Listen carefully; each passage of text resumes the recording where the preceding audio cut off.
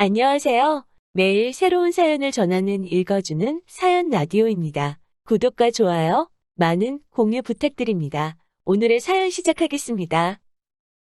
안녕하세요. 결혼 4년차의 30대 여성입니다. 아이는 아직 없어요. 남편이나 저나 일부러 피하는 것도 아니고 병원에서도 아무 이상이 없다는데 어째 생기지가 않네요. 그래도 남편이나 저나 생기면 낳는 거고 안 생기면 안 생기는 대로 우리 둘이 행복하게 살면 된다는 주의라서 크게 스트레스를 받지는 않아요. 물론 친정부모님은 그래도 하나 정도는 낳았으면 하시는 눈치시지만요. 근데 오늘 제가 그 이야기를 하러 온 건 아니고요. 개념 없는 시댁 식구들 흉을 좀 보러 왔네요.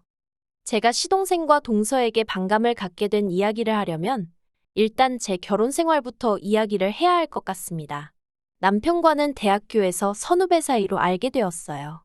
하지만 처음부터 가깝게 지냈던 것은 아니고 졸업을 앞두고 취업 스터디를 하면서 본격적으로 가까워졌네요.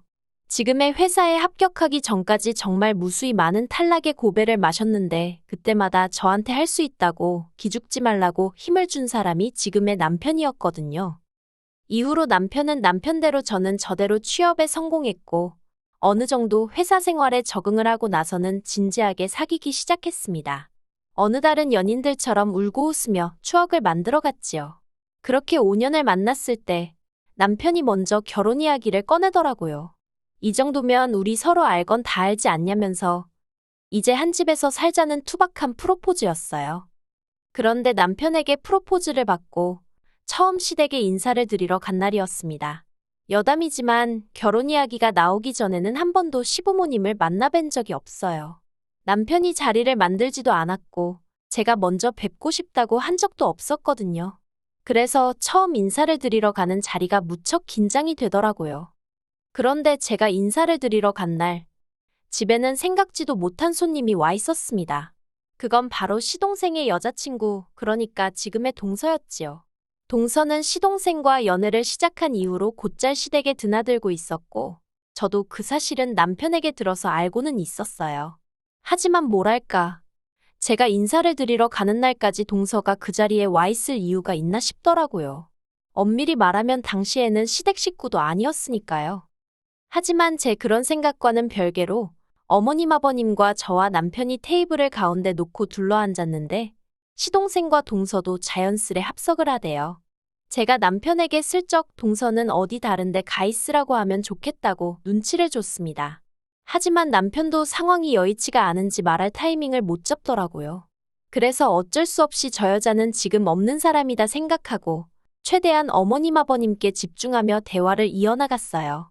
그런데 그때 동서가 할 말이 있다며 대화에 끼어들었습니다.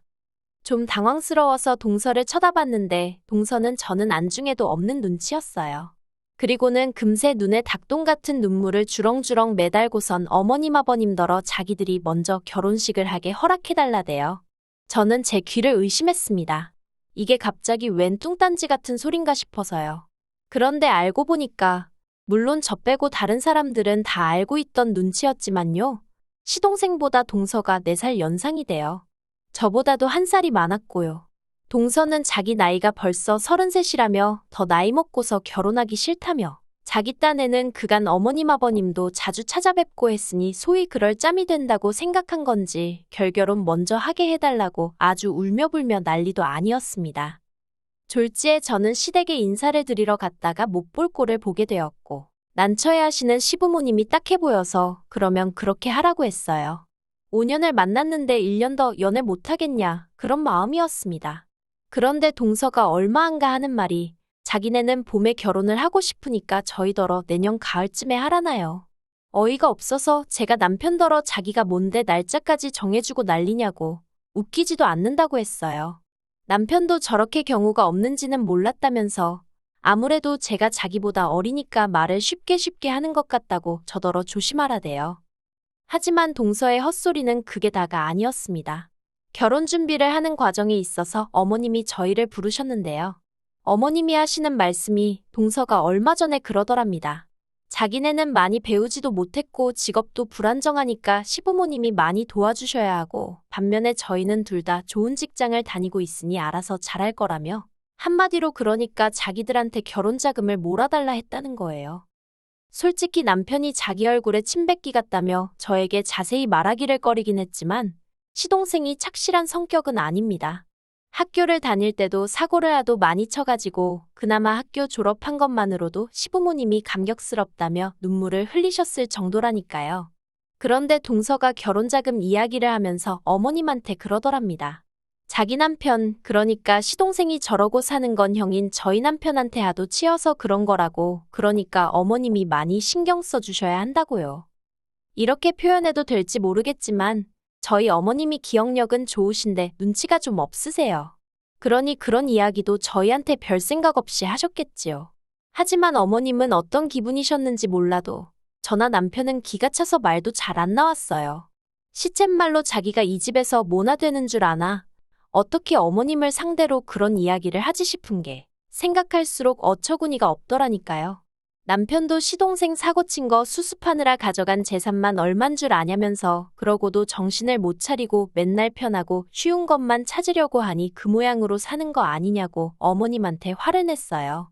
그리고는 결혼자금을 얼마를 누구한테 해주시던 간에 그건 어머님 아버님이 알아서 하실 일이지만 누구 하나 마음 상하게는 안 하셨음 좋겠다 하더라고요. 하지만 어머님에게 시동생이 아픈 손가락이었던 건지 아니면 동서가 말을 잘한 건지 결국 전셋집 얻어주셨습니다. 동서가 저한테 얘기를 해줘서 알았지 어머님도 저희에게 미안하셨는지 그런 이야기는 안 하셔서 전혀 모르고 있었어요. 그리고 저는 그때만 하더라도 남편이 어머님한테 해놓은 말도 있고 하니 저희도 결혼할 때 비슷하게 해주시려나 그런 기대가 약간은 있었네요. 그런데 이게 웬걸요. 막상 저희 결혼할 때 되니까 돈이 없다고 저희 둘이 알아서 하라고 하시대요.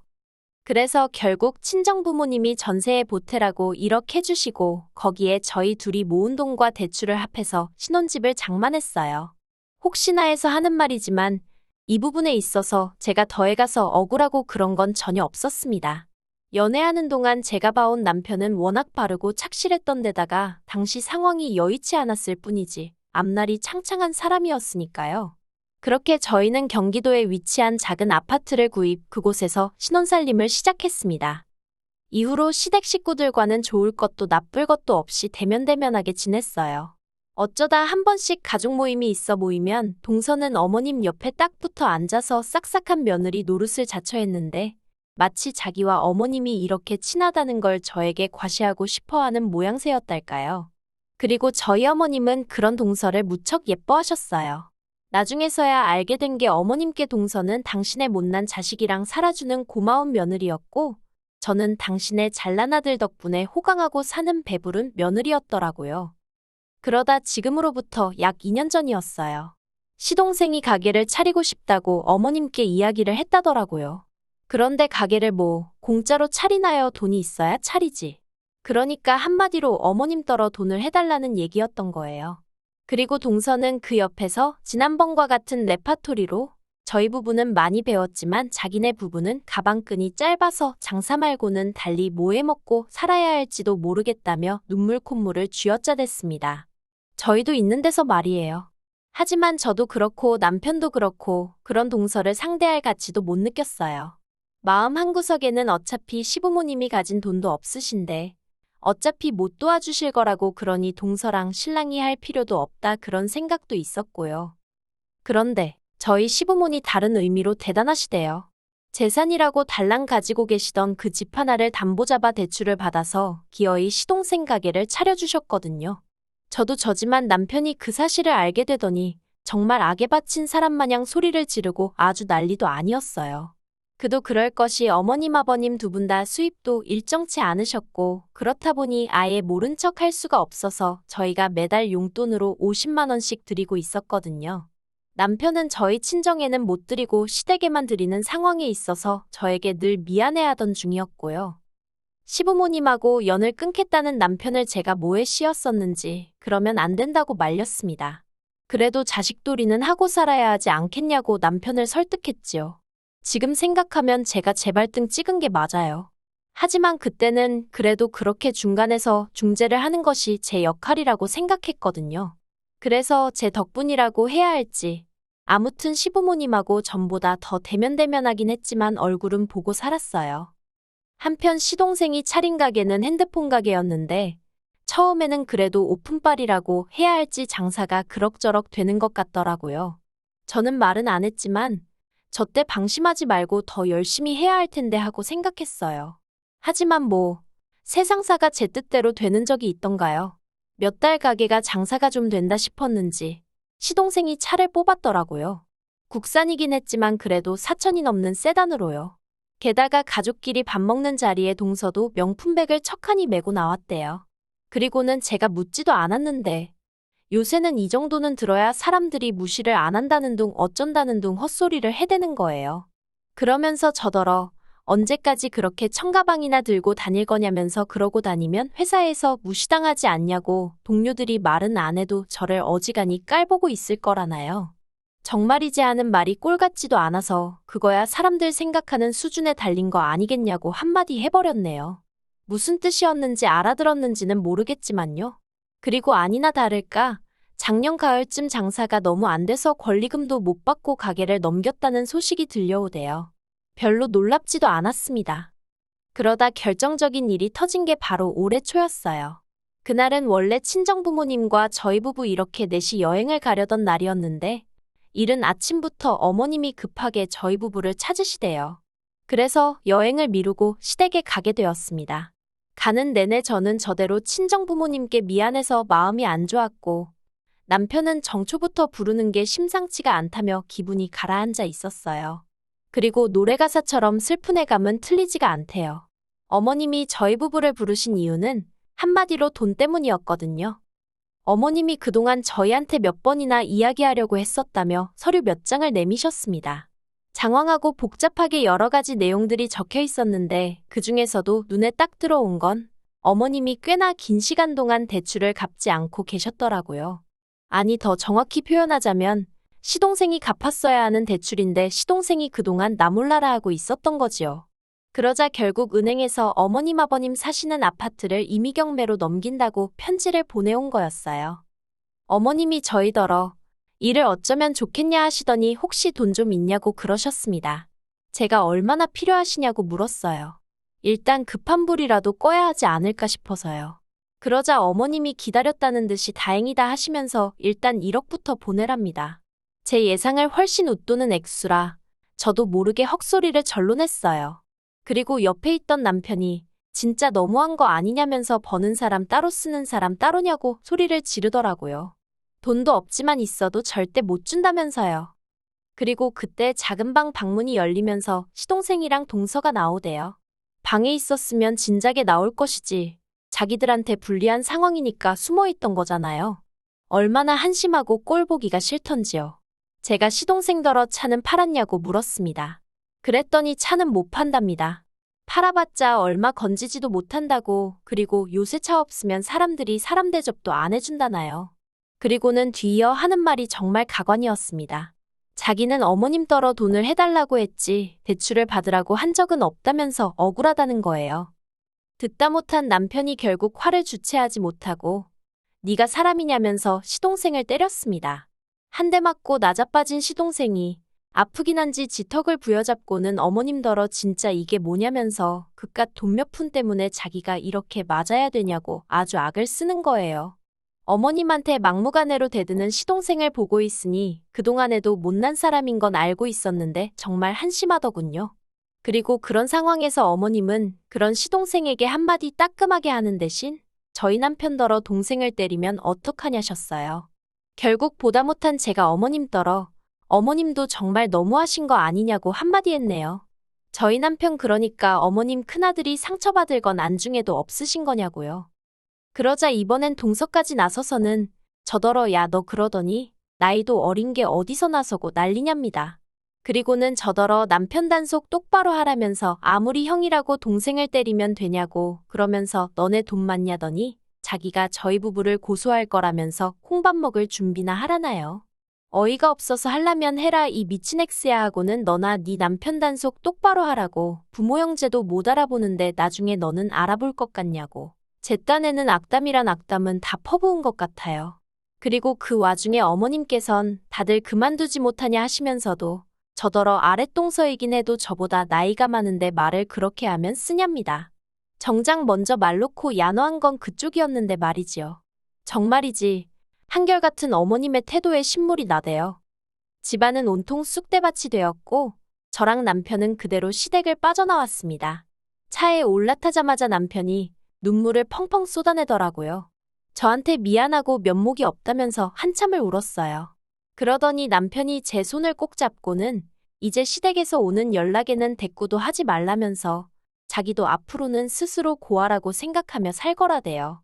이제 자기한테는 장인 장모님하고 저밖에 없다면서 달리 해줄 말도 없고 보고 있는데 짠하더라니까요.